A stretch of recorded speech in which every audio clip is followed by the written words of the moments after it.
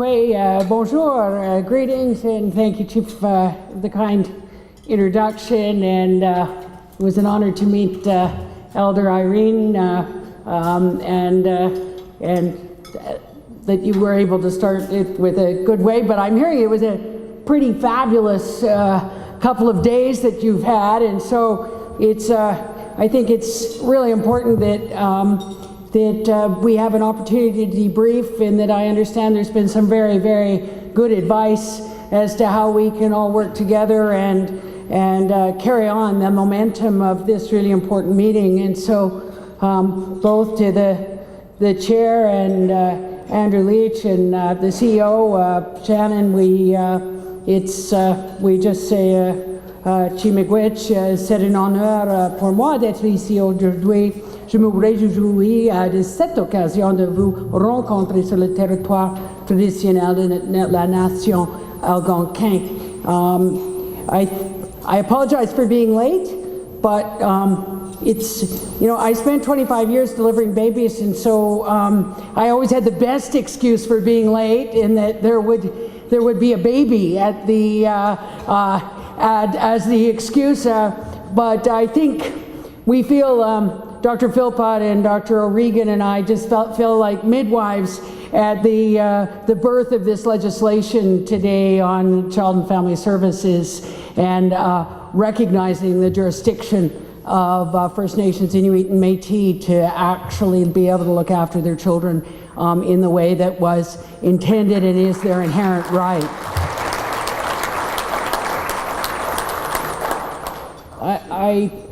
I think that all of you know that the damage that happened with the Indian Act and with residential school and 60 Scoop and even what we're doing now has locked the potential of communities, that this is where we are now moving. And I think that the theme of your conference in terms of unlocking community potential is in some ways what we're doing at the core of our work on the recognition and implementation of Indigenous rights. I remember long in opposition where Robert Louis used to be able to say we need to be able to move at the speed of business, and that kind of yes sir, no sir, 3 bags full sir, that was the way that communities were dealt with under the Indian Act, has to actually be a thing of the past. And so the kind of hope that we are seeing now in at our recognition of rights tables, and the ability of people to work on whatever is their need or interest or priority in getting out from under the Indian Act is really reaping huge benefits as communities get to reconstitute as a nation, but then work on the areas that they find most important. Over a third of the tables, so we've got almost 80 tables, and over half of the Indian Act bands at a table, so 380 communities at a table, but a third of them are working on child and family. This isn't surprising to a lot of you. As you know, across the river, 23 nations came together on an education system of their own jurisdiction, the West Coast on fishery.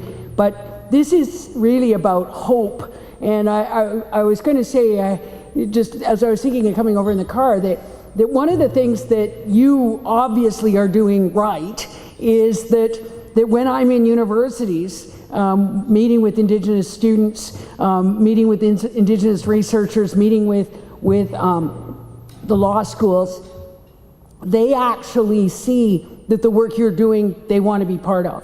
They want to be entrepreneurs. Some of them want to be public servants in their governments, CFOs, that they are actually really understanding what the future would look like with self-government and with self-determination. And it really is about the hope that you are able to be leading and part of, when people can see that this prosperity gets unlocked, when there aren't the shackles of the Indian Act and aren't the shackles of the rules and regulations that have been up till now set by someone else.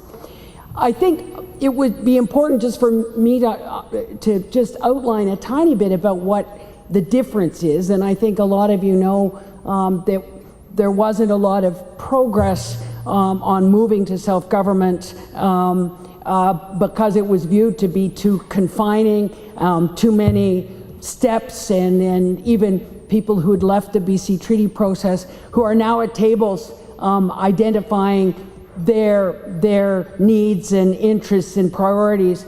But it is about how we start now with a blank sheet of paper and identify how we work on the things that matter. And obviously prosperity and economic development is something that communities are very aware of, and we have some really good examples. So it is about recognizing and implementing inherent rights. And it is about us as Canada, as many people have said to me, getting out of the way such that people can actually realize their aspirations. And it's now our job as Canada to keep up with them in their aspirations and their dreams for the future. We know that a lot of communities, and I think a lot of you have been part of communities that have worked very hard on their comprehensive community plans.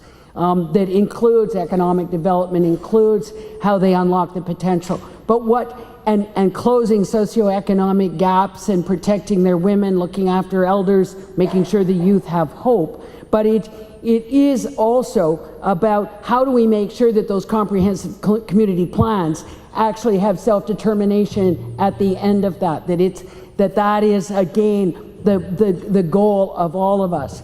What I wanted to just, and I was trying to find if they had slides, but we can maybe show you that the work that we've been doing with Tanaha in Cranbrook has been very inspiring, because that community has brought together 4 Indian Act bands, but they are working equally on innovation and social development and investments in the economy at the same time as they are working hard at their self-determination table. And so the infographics, the graphics that they have put forward is, I think, really inspiring, not only to the young people in their communities, but also to their neighbors. It really is about a nation going out practically into parking lots going, howdy neighbor, because they know that if they do well, that the region does well, and that it is becoming much friendlier in terms of just that kind of tension that was there once before, but now people see it is about unlocking the potential of a whole region. So it was their Indigenous Investment Management Framework, which is a lot of big words, but again, I think that I would love you to have a look at it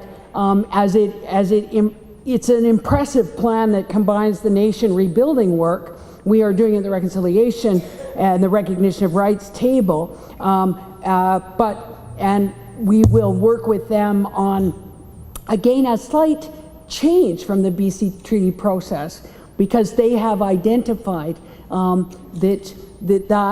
that moving to the final agreement was too prescriptive. And so I'm pretty excited about their suggestions that now Stolo have done as well, which is to move to a core treaty in plain language, that generations to follow will be able to understand what was signed and have all the legal agreements and side agreements off somewhere else. But it is, I think, been very, very inspiring to other nations, as to, even in the BC Treaty process, that there can be some innovation and flexibility to be able to move to a final agreement. So even with all of that work, they are working equally as hard on their comprehensive community development plan and their individual and family wellness plans. But it also is about unlocking the community potential and the plan to achieve this vision of a healthy, vibrant, self-determining nation with children who are proud of who they are, but it is, I think, an example of doing both things, in that, as all of you know, it's one thing for leadership to do this kind of work at tables, but communities need to be able to feel that they're part of it, and that eventually it's communities that decide whether things are ratified or not. And so we're also finding that in certain communities that the work that we do with Minister O'Regan's office is very important. Communities need to be properly housed. They need to feel that there are tangible bonuses in order for them to get on and do the hard work. One of the things that's been very exciting, and again, we will get you this massive graph of the work we've done with the self-governing nations over the past 2 years on a collaborative fiscal model, which I think is unbelievably exciting in no longer funding based on that little bits every so often, usually not enough, to actually a comprehensive plan that has been developed with the self-governing nations that includes language and culture, includes all of the things that governments really need to take responsibility for, and that it is very different than what people would have been able to achieve under the Indian Act. And I think it's not any surprise to you in this room that the people who have done the hard work of self-governing and modern treaties, we need them to feel that they are being treated fairly, because we want lots more to join that group.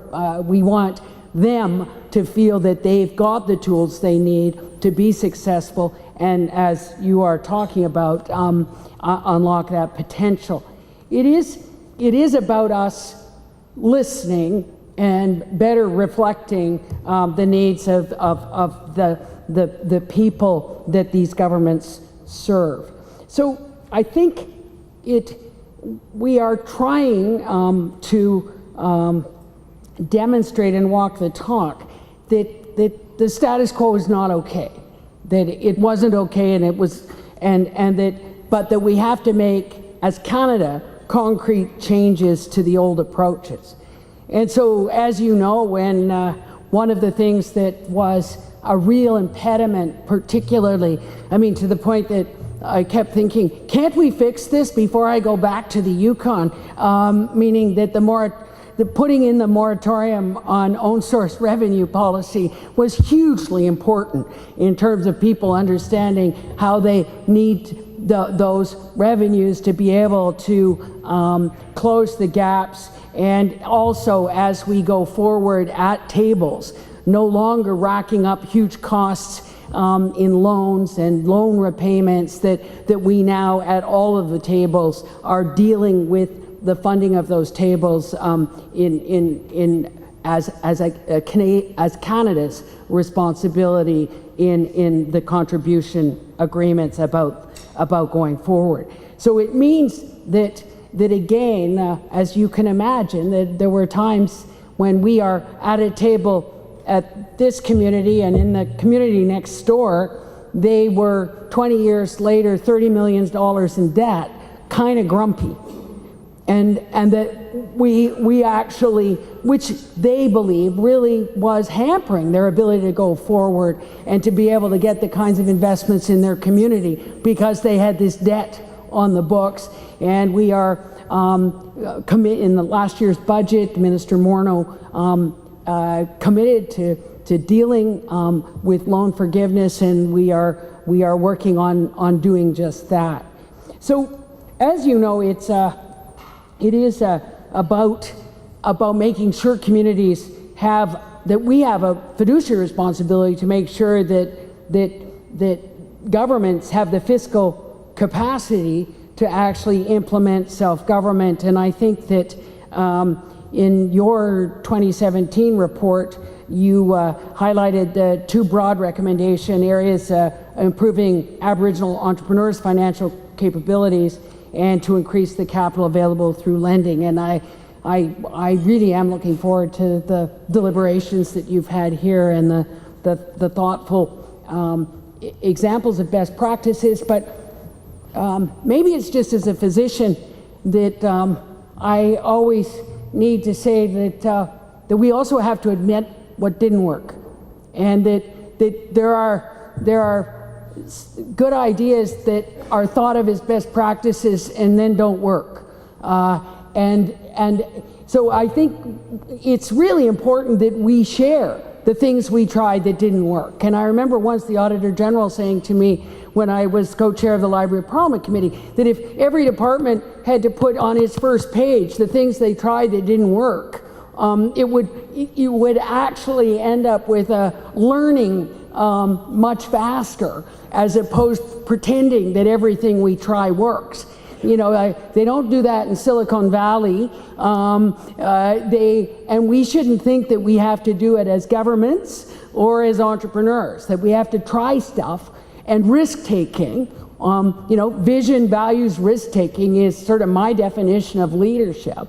And that we have to take risks, and it means not everything we try will work, but we want you to know that we understand that, and that we actually want you to be able to go forward in a way that makes sense to you, and that where you are taking that big leap towards success. So I think that, as you know, part of my job is the 95% of Canadians not from an Indigenous background. Part of my job is to make sure they're with us on the journey of reconciliation. And we think that many Canadians really still don't understand the barriers that were put in place by the Indian Act, by residential school, by the 60 Scoop, that all of these things that were bad policy by the Government of Canada that have been in the way. And so it really is decades and centuries of systems that were actually put in place to deny First Nations access to the country's capital markets. So the idea that whether it's mortgages or whether it's any other way that most of us build a credit rating, that was denied. And so, as we know, the credit ratings are still incredibly challenging for First Nations, and it's why I think that this conference and your organization is invaluable. And I think back in opposition, Murray Rowe and the Forest Green Group were trying to explain credit rating to me in a way that I think I finally understood as to why it shouldn't be this hard. So it is about creating solutions and finding our way over these barriers. And I think you know, your 2017 report was pretty impressive. Of each dollar lent under the Aboriginal Business Financing Program, $3.60 is added to the Canadian gross domestic product. And I think that these are the kinds of stories Canadians need to hear, and I think that it is how you are every day unlocking the Indigenous and business and community potential, and that's why I think the work of NACA and the Aboriginal financial institutions are coming together. And I'm hearing that's something that you've been working on, how you can help one another, but also how we as the Government of Canada can work together on a real strategy that is coherent and working really with you. It is I think this, you know, I don't think there's anywhere I go that I don't find some amazing entrepreneur who's got this great idea that just is inspiring his or her community. And I think that when you that young man, who did I just meet on the escalator? Kendall. Yeah, you know, I think that those again are the stories that we need to be able to move forward. And I think that the $110 million that your institutions have given to entrepreneurs, I mean, these numbers are just impressive. That's all. 1,277 businesses creating 4,000 jobs annually. So it is the need to work together, and I think that between the fiscal institutions under the First Nations Management Act, the Tax Commission, the Management Board, the Finance Authority, that this is about how we come together. I think that sometimes when people display their ignorance, it's good for us to have these facts, that 268 First Nations are now opted into the Act. We think that's huge, and we think that the fact that they can now utilize the institution services, being able to access financing on capital markets for infrastructure and economic development is huge. I think that, again, that I can remember in opposition at committee when some of these numbers were presented to us, it didn't seem that most people understood, how big this is in terms of the $514 million in debentures, or $560 million in loans for housing and education and health infrastructure and other renewable energy projects.